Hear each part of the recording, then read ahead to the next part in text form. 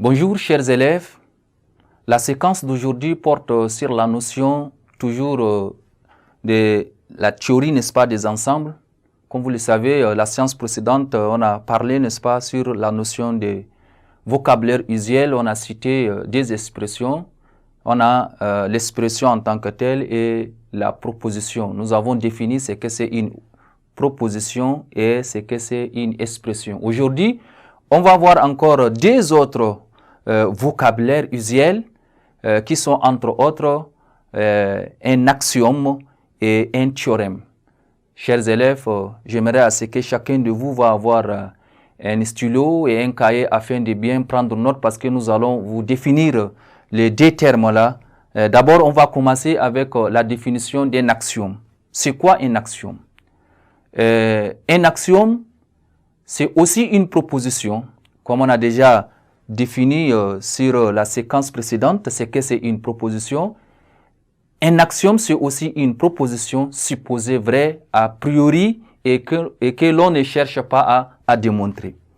Hein? Parce que de l'autre côté, nous on a dit la proposition, c'est à démontrer vrai ou faux, mais ici l'axiome, c'est une proposition supposée vraie a priori et que l'on ne cherche pas à démontrer. Si je prends très rapidement un exemple, Euclide de 450 à 380 avant Jésus-Christ a énoncé 5 axiomes plutôt appelés les 5 postulats d'Euclide et qui sont à la base, n'est-ce pas, de la géométrie euclidienne. Voilà ce que c'est l'axiome.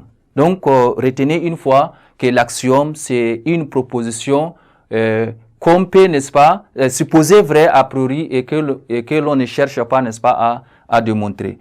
Chers élèves, très rapidement, nous allons définir aussi ce que c'est un théorème. C'est quoi un théorème? Par définition, un théorème est une proposition vraie et démontrée telle comme telle.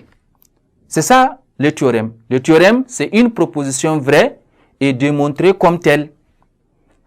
Si nous prenons l'exemple dans les classes antérieures, telles que la troisième, on vous a parlé, n'est-ce pas, du théorème de Pythagore. Je prends ça comme un exemple. Le théorème de Pythagore est énoncé comme suit. Qu'est-ce qu'on vous a dit en troisième? On vous dit qu'un triangle est rectangle si et seulement si, n'est-ce pas, le carré de l'hypoténuse est égal à la somme des carrés des autres. Si je prends un triangle rectangle, hein, je vais dire que AC au carré égale à AB au carré plus BC au carré. Je considère ça comme étant, n'est-ce pas, l'hypoténuse. Le carré de l'hypoténuse est égal à la somme, n'est-ce pas, des carrés des deux autres. Alors, ça c'est un théorème. Un théorème parce que c'est une proposition qui a été démontrée comme vraie et reconnue telle par toute la communauté, n'est-ce pas, des mathématiciens. Et aujourd'hui, on travaille avec. Donc, chers élèves, pour faire une remarque, s'il s'agit, n'est-ce pas, de parler, n'est-ce pas, de cette proposition, abus, n'est-ce pas, de langage, le terme proposition désigne dans la pratique des cours de mathématiques un théorème intermédiaire ou de moindre importance. En réalité, toute proposition vraie et démontrée comme telle est un théorème.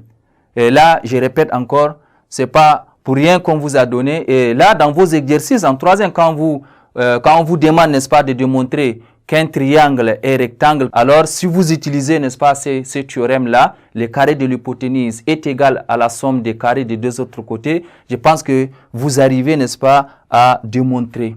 Voilà, en ce qui concerne, n'est-ce pas, la proposition qui a été démontrée comme telle et on appelle ça un théorème. Voilà, chers élèves, ainsi prend fin cette séquence d'aujourd'hui et à la séquence prochaine.